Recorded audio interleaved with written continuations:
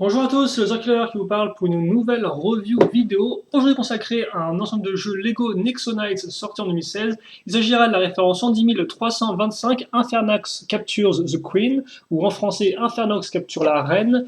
Il contient 253 pièces et coûte la somme de 20,99 €. Et il faut savoir que c'est un des 3 modèles édition spéciale de la première vague, ce qui fait qu'il sera peut-être un peu plus dur à trouver, ou tout du moins qui sera disponible uniquement dans certains magasins, par exemple Toys R Us ou encore sur la boutique en ligne officielle de Lego. On passe maintenant au mode d'emploi assez rapidement, bien évidemment. Donc le tout se construit en voilà, 80 étapes à peu près, mais c'est genre 80 petites étapes, hein. Vous allez voir, c'est plutôt rapide à construire. Là, effectivement, je vous rappelle que vous pouvez mettre, si vous souhaitez, Infernox sur le char de combat de Gestro. Pour le reste, l'application Nexonites, comment scanner vos Nexo-pouvoirs, où trouver vos Nexo-pouvoirs, un petit diaporama, ou plutôt un petit diorama des différents modèles de cette première vague 2016, les différentes figurines de cette première vague 2016, et dans quel modèle les trouver, les Ultimates qui ont leur page rien que pour eux, tous les modèles de la première vague, hormis le modèle édition spéciale, ce qui fait qu'effectivement vous ne trouverez pas celui-ci dedans. Le site internet, la liste des pièces, la gagne. Voilà. Une fois que c'est fait, on peut passer aux figurines et on a en tout deux figurines, ni plus ni moins. La première étant Aaron, donc je vois ici que voilà, Aaron qui effectivement n'est pas exclusif à ce modèle-là, il apparaît aussi donc dans l'écrase-lave de Moltor ainsi que dans le Fortrex. Et laissez-moi juste, voilà, là on est bien. Donc Aaron, Fox, comme ceci, hop là. On lui met la petite armure et la petite tête aussi. Je vous rappelle qu'il y a double expression faciale pour Aaron. Voilà. À l'avant qui est un poil plus sérieux. Et en termes d'armes, eh bien, il viendra avec son espèce d'arbalète enflammée, donc qui tire vraiment, je vous le rappelle. Voilà. Bien évidemment, il a un petit casque ainsi qu'un bouclier avec son exo-pouvoir. Et les exo-pouvoirs, on va les voir ensemble tout de suite. Deux dans ce modèle-là. Le premier étant, étant Time Breach, ou brèche temporelle, comme ceci. Et le second étant Dragon de lave, Lava Dragon, qui d'ailleurs est aussi disponible dans le modèle Ultimate Clay. Voilà. Et donc c'est tout pour Aaron. On passe maintenant à la seconde figurine, qui est d'ailleurs elle par contre exclusive à ce modèle-là. Il s'agit de la Reine Albert, ou Queen Albert en anglais, voilà, qui elle aussi sait se battre, hein, qui a un peu le même tempérament que sa fille. Et donc c'est plutôt cool, hein, comme vous pouvez le voir. Petite cape qui va bien, imprimé arrière avec de légers motifs pour le vêtement. Et à ce niveau-là, comme vous pouvez le voir, vous avez aussi une expression faciale, une seconde expression faciale un peu plus énervée, hein. Comme ça. Voilà. Et d'ailleurs, vous avez aussi un trou au-dessus, ce qui me fait dire que vous pouvez mettre, si vous voulez, une couronne, par exemple, de type Lego Friends. Ou d'autres accessoires du même genre. Et donc, voilà pour la reine. On passe maintenant à l'aérocheval de Aaron. Donc, tout comme Massey et Lance, il aura aussi son propre aérocheval. Donc, voilà un peu à quoi ça ressemble. Je vous rappelle très rapidement qu'on va avoir une base faite avec des pièces et tenons sur les côtés. On aura aussi les deux poignées à ce niveau-là. Et puis après, pour le reste, on va tout d'abord raccrocher les parties latérales, comme ça, qui, comme vous pouvez le voir, ont deux petits éléments à clip qui permettront de raccrocher et l'arme ainsi que le bouclier. On met ça à l'avant, correctement quitte à faire. Ensuite, à l'arrière, on va mettre cet assemblage de technique plus une carrosserie entre guillemets de moto cross, ce qui permettra effectivement d'accrocher le personnage, mais comme port, en fait, on la met entre guillemets à l'envers. Et enfin, cou et tête de cheval avec un corps droïde qui rend plutôt bien. On accroche ça ici, et je vous rappelle que tous les aérochevaux sont identiques entre eux, seule différence, la couleur. Là, pour Aaron, forcément, du vert pomme à l'avant, alors que si vous aviez, par exemple, le aérocheval de Massey, ça aurait été du rouge, et celui de Lance, eh bien, ça aurait été du blanc. En termes de dimension, pour l'aérocheval, on est dans du... Hop là. Excusez-moi, je crois qu'en plus, on ne voit pas grand-chose. Ouais, là, c'est parfait. On est dans du 11 de longueur. En termes de largeur, on sera dans du 4,5 pour les parties latérales ici et du 0,8 pour la tête. Et enfin, on est dans du 4,5 de hauteur. En termes de taille, voilà un peu à quoi ça ressemble. Et bien sûr, on mettra un run dessus à la fin de la vidéo. Mais maintenant, il est temps de passer effectivement au plat principal avec Infernox. On va reprendre un peu de hauteur. Et on va commencer avec le corps de Infernox, qui est ma foi assez simple à comprendre, comme vous allez pouvoir le voir tout de suite. Donc, assez simple car effectivement constitué avant tout de grosses briques. Hein. Plaque ici, là la pièce qui servira à accrocher les jambes. Ensuite, vous avez cette partie-là assez intéressante car elle fait partie de la bouche. La bouche qui est vraiment intéressante chez Infernox car effectivement il s'agira de son mécanisme entre guillemets principal. Donc ce qui fait qu'on va mettre ça ici comme vous pouvez le voir. Donc une grosse partie qui va à l'avant. Voilà, mais vous allez comprendre un peu comment ça fonctionne après. Pour le reste, on grimpe avec des briques, on met une grande barre histoire de solidifier l'ensemble et aussi des barres latérales sur les côtés afin qu'on ait un corps qui tienne bien et que les briques ne se cassent pas. Vous remarquerez à l'arrière qu'on a aussi d'autres briques avec des accroches circulaires afin, là encore, de rajouter une poutre technique afin, là encore, effectivement, de consolider tout ça. Voilà, alors bien sûr, quand je dis consolider tout ça, il y a une pièce qui s'écrase quelque part. Alors ça, par contre, je ne sais pas. Ah, quelle est là? C'était sur la jambe. Ça tombe plutôt mal, mais bon, c'est comme ça. Pour le reste, le haut du corps avec la partie un peu hantée, et donc là, l'accroche pour les bras. Mais avant ça, nous, ce qui nous intéresse, c'est de finir la bouche. Et donc tout d'abord, en faisant les parties latérales de la mâchoire inférieure, comme ceci. Donc très jolie pièce, là encore transparente et noire. Voilà. Et ça, on le met à ce niveau. Comme ceci. Et donc, comme vous pouvez le voir, là, j'ai une sorte de mâchoire inférieure que je peux ouvrir en deux endroits différents. Et maintenant, il ne me reste plus qu'à faire le haut de la tête et aussi la mâchoire supérieure, qui est fait comme ça, de façon assez intéressante, comme vous pouvez le voir, quand on va utiliser deux petites pièces à clip et une pièce charnière afin de donner une forme au haut de la mâchoire, afin qu'elle, comme vous pouvez le voir, concorde avec la forme ici pointue. Ce qui rend d'ailleurs, je trouve, plutôt bien, et ce qui honnêtement a une belle apparence. Deux petites cornes sur les côtés, et comme vous pouvez voir, on a véritablement une tête qui est très plate, mais qui va aussi faire le charme de Infernox. Donc on va rattacher ça bien comme il faut, voilà. Et donc là j'ai ma bouche qui est faite. Et donc dans l'idée, je vais vous parler du mécanisme tout de suite, le concept en fait c'est de ouvrir ça ici et sur les côtés et de placer la reine dedans.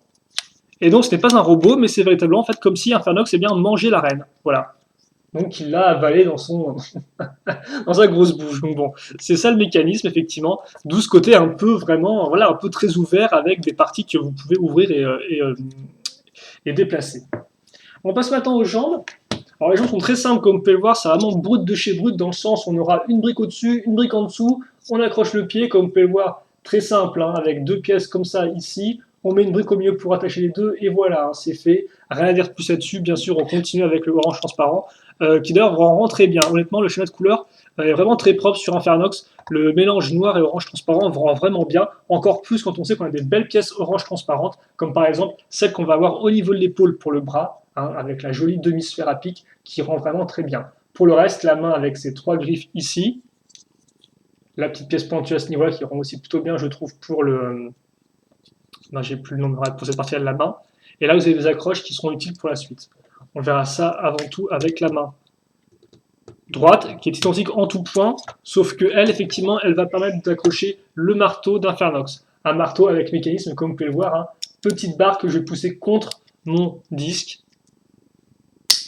Voilà. Et donc, vous allez avoir deux trucs, deux gobelins à tronche écrasée à lancer. Hop là. J'accroche ça ici, donc bien sûr vous pouvez aussi accrocher si vous voulez sur la main gauche, il n'y a pas de souci, mais bon, là je le fais comme c'est indiqué sur la boîte.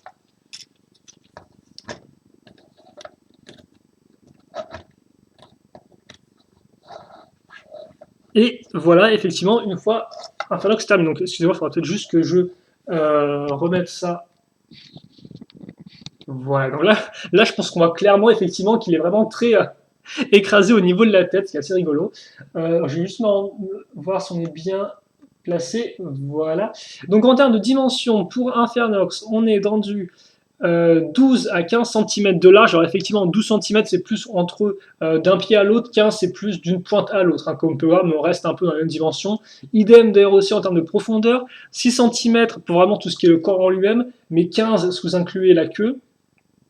14 plutôt, excusez-moi. Et enfin, il fait 14,5 de hauteur. Donc comme vous pouvez voir, 14 de large, 14 de profondeur, 14,5 de hauteur. On a vraiment à faire une sorte de cube, hein. On ne pourrait pas se mettre dans un cube. Il est vraiment très carré, très compact, avec un peu les mêmes dimensions.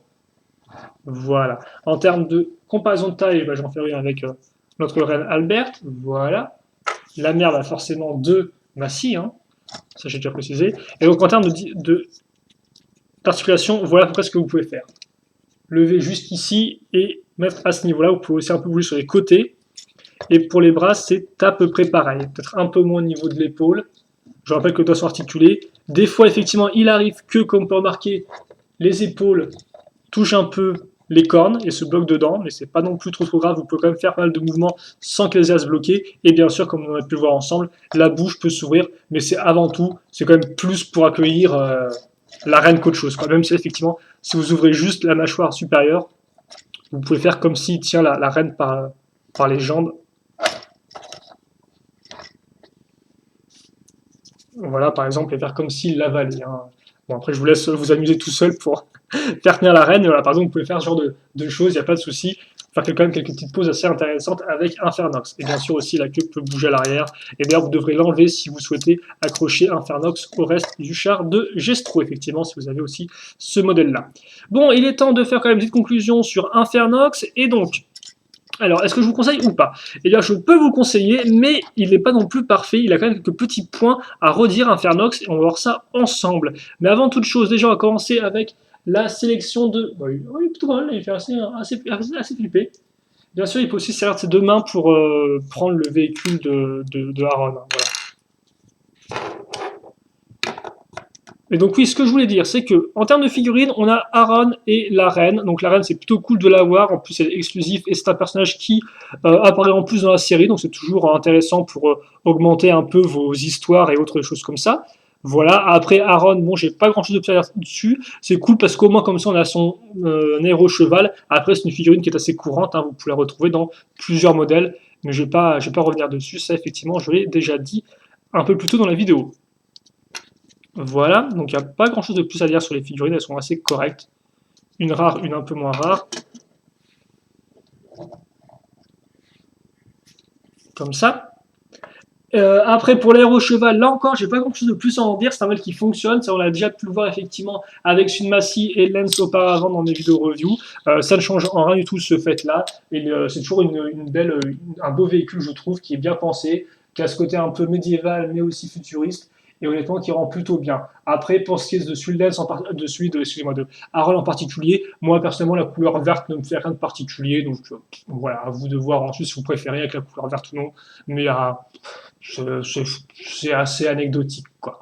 Et on passe ensuite à Infernox. Et donc Infernox, effectivement, lui, c'est un peu là où va vraiment se focaliser l'intérêt du set aussi, ce qui fonctionne moins bien. À savoir que en effet, eh bien, Infernox, il est bien en termes de couleur déjà. Niveau cheval de couleur, comme j'ai dit, il fonctionne vraiment très bien. Les grosses parties orange avec les parties noires, ça c'est validé. Il n'y a aucun souci à ce niveau-là, ça fonctionne.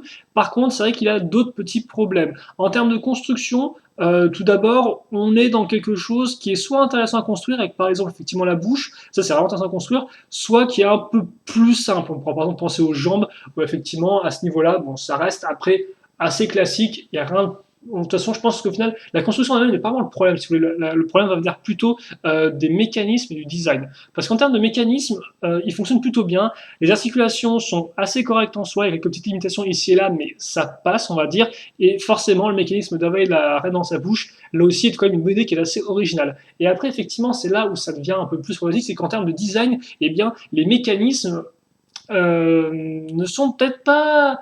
Voilà, au final, les mécanismes prennent peut-être un peu le pas sur les designs, car en effet, même si je trouve ce côté un peu intéressant de la bouche, il faut aimer ce côté avec les deux parties de dents séparées à ce niveau-là. Il faut aimer le fait que le corps quand même est très carré. Voilà, ce qui fait que sur les côtés, on a fait une espèce de grosse barre noire assez peu esthétique. Et idem, l'arrière est quand même très moche aussi, je trouve. Cette espèce de grosse poutre noire toute droite avec ensuite à la fin un bout de queue un peu, enfin la queue ici, puis là le côté un peu lisse pour faire genre ouais, regardez, on a une forme un peu esthétique.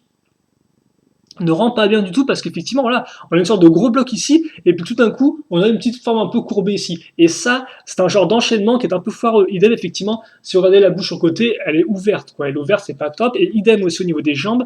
Ce côté-là, je comprends le côté un peu brut comme ça, de faire un décalage à ce niveau-là, mais c'est pas très très. Même pour un monstre comme ça, je trouve que c'est pas très très bien pensé, quoi. Ça fait un peu du genre construction bateau, un peu simplette. En tout cas, c'est vrai que voilà, c'est vrai qu'Infernox, j'aime bien le concept si vous voulez. Il a un bon schéma de couleur et il fait vraiment imposant dans le sens où c'est vraiment le gros monstre Nexonize. Donc effectivement, il va se, entre guillemets, se démarquer par exemple de Sparks, dans le champ de combat de Gestro, qui est lui, entre guillemets, qui est assez fin. Lui, il est rend massif vraiment gros, donc c'est vraiment intéressant pour bien, diversifier un peu déjà votre armée de monstres et de deux, votre champ de bataille. Donc ça, c'est quand même un bon point. Mais après, il est vrai qu'en termes de design pur et simple, il a quand même des lacunes assez importantes, je trouve, Infernox. Voilà.